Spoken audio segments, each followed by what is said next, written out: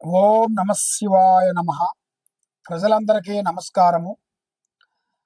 ధనుసు రాశి జులై మాసం. మరి జులై మాసంలో అదృష్టం, జీవితం, లలాటకం, యోగం, నక్షత్రం. మరి ఆస్తులు కొనుగోలుపై కొన్ని ఇబ్బందులు ఎదురే మార్గాలు కనపడుతున్నాయి. మీరు కొనాల్సిన ఒక వస్తువును బట్టి కొన్ని సమస్యలు మీకు రివర్స్ అయ్యే మార్గాలు కొన్ని కనబడుతున్నాయి. మరి మీరు చేయాల్సిన పనులు ఎవరికంటే వాళ్ళకి పబ్లిక్ చేయకూడదు. ఏ పనైనా కానీ పని అయిన తర్వాత చెప్పాలి, కానీ పని కాకముందు ప్రాణం లాంటి స్నేహితుడికో, మిత్రుడికో, బంధువుకో ఎవరికి చెప్పి చేయకూడదు. మరి ఆస్తులు కొనుగోళ్లు కొంత జాగ్రత్త చేసుకోవాలి. దానివల్ల మీకు లేనిపోయిన సమస్యలు ఈ నెలలో మీకు ఎదురయ్యే మార్గాలు ఉన్నాయి. తల్లిదండ్రులతో ఆరోగ్యము చాలా వరకు జాగ్రత్తగా చూసుకోవాలి. మరి విద్యార్థులకి జ్ఞాపక శక్తి బాగుండాలి. ఎక్కువగా మనశ్శాంతి అనేది ఉండదు వాళ్ళకి. ఆ విద్యార్థులకి ఆ ఏకాగ్రత అనేది కరెక్ట్గా పెట్టుకొని చేసినట్టుగైతే ఆ ఏకాగ్రత వల్ల వాళ్ళకి మెమోరీ శక్తి, ధైర్య శక్తి, ఆలోచన, ఎదుటివాడిని చూస్తే ఒక ఫీలింగ్ రాకోకుండా ఎదుటివాడిని చూస్తే కొంచెం ధైర్య శక్తి వచ్చేసి వాళ్ళు చేసే కాడ వాళ్ళ ఫ్యూచర్లో వాళ్ళు గొప్పవాళ్ళు అవుతారు. లేదు, పెద్దవాళ్ళు చెప్పారు, చేర్చారు, చదివాము, అయిపోయింది అని అనుకుంటే కాదు. చదివేశాము, ప్రపంచం మొత్తం మన చేతిలో ఉందనుకుంటే కాదు. మనం చదివింది కొంచెం అయితే చదవాల్సింది కొండంత ఉంటుంది. కాబట్టి మీరు చేయాల్సిన కార్యక్రమాలు, మీకు ఉండాల్సిన ఓపిక, మీకు ఉండాల్సిన జాగ్రత్త పడాలి. ఇప్పుడు మీరు జాగ్రత్త పడుకోకుండా ఉండేట్టుకైతే మీ ఫ్యూచర్లో కొన్ని ఎదురు దెబ్బలు తగిలే మార్గాలు కనపడుతున్నాయి. ఆ ఎదురు దెబ్బల వల్ల మీరు ముందుకు పోకుండా, వెనక్కి పోకుండా, కక్కలేక మిక్కలేక సమస్యలు తారుమారైపోతుంటాయి. అందువల్ల మీకు ముందు జాగ్రత్త అనేది ఉండాలి. ఆ ముందు జాగ్రత్తని మీరు పోగొట్టుకున్న తర్వాత మీరు ఏది చేసినా కూడా ప్రయోజనం లేదు.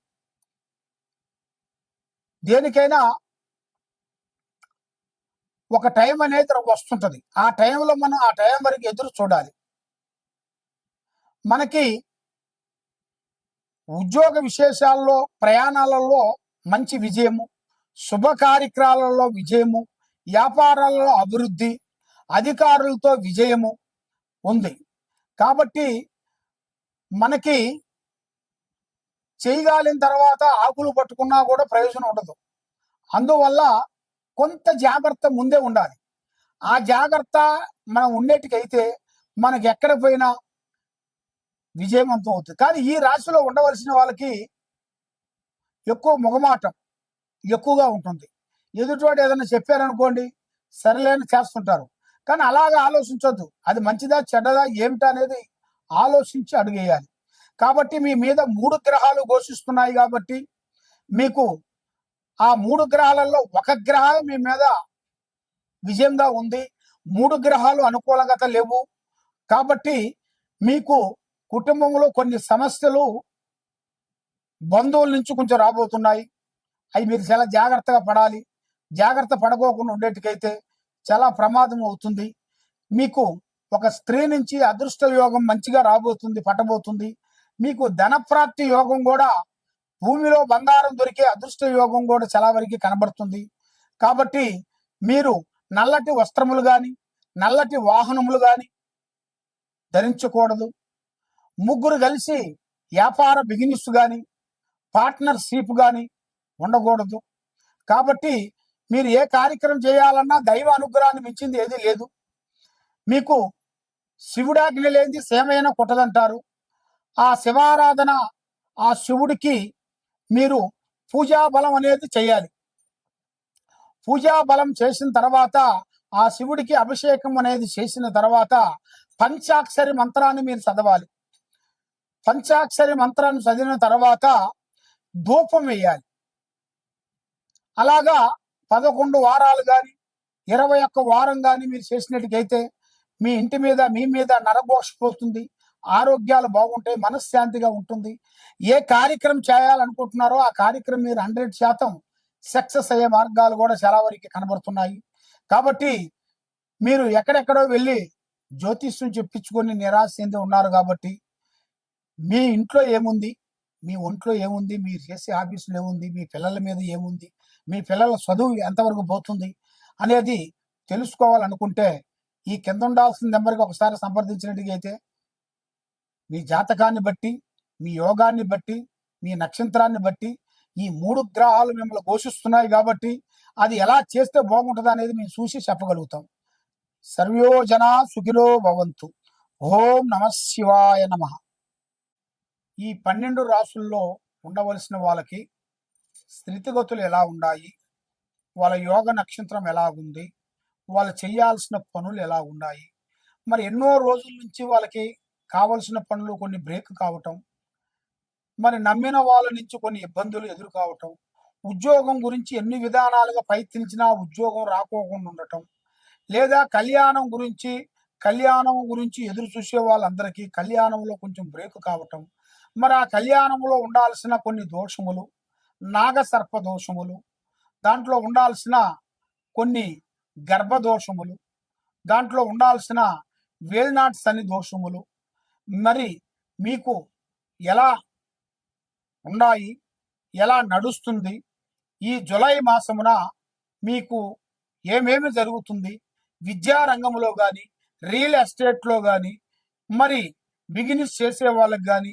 రాజకీయ నాయకులకు కానీ, మరి యూట్యూబ్ రంగంలో ఉండవలసిన వాళ్ళకి కానీ, సినీ ఫీల్డ్లో ఉండవలసిన వాళ్ళకి కానీ, మరి ముఖ్యంగా మనం ఏ కార్యక్రమం చేయబోతున్నామో ఆ కార్యక్రమాన్ని మీరు ముందే చెప్పి తొందరపడి మీరు ఇబ్బంది పాలు కావద్దండి. మరి ఈ 12 రాసుల్లో ఉండవలసిన వాళ్ళకి స్థితిగతులు ఎలా ఉన్నాయి, ఎలా నడుస్తుంది, ఎలా నడవబోతుంది, మరి వాళ్ళ జీవిత లక్షణం ఏమిటి, వారి ఆలోచన ఏమిటి, వాళ్ళ జీవిత నక్షత్ర గడియలు ఎక్కడి నుంచి ఎక్కడి వరకు నడుస్తున్నాయి, మరి వాళ్ళ యోగం ఎప్పటి నుంచి ఎప్పటి వరకు అదృష్ట గడియలు పెరుగుతున్నాయి, మరి ఎప్పటి నుంచి ఎప్పుడు డౌన్ అవుతున్నాయి అనేది ఈ రాసుల వాళ్ళకి, ఈ 12 రాసుల్లో ఉండవలసిన వాళ్ళకి మన జాతక బలాన్ని బట్టి, వాళ్ళ యోగ నక్షత్రాన్ని బట్టి చూసి చెప్పబోతున్నాము. వాళ్ళ పేరు బలాన్ని బట్టి వాళ్ళ పేరు, వయసు, ఫోటో మాకు పంపించినట్టుగైతే వాళ్ళ పేరులో ఏముంది, వాళ్ళ ఇంట్లో ఏముంది, వాళ్ళు చేసే పనిలో ఏముంది, ఏమేమి నడుస్తుంది, ఏమి నడిస్తే విజయం అవుతుంది అనేది మనం మొత్తం చూసి సెట్ చేసి అమ్మవారి విషయాలన్నీ చూసి చెప్పగలుగుతాం. సర్వో జనా సుఖినో భవంతు. ఓం నమ శివాయ.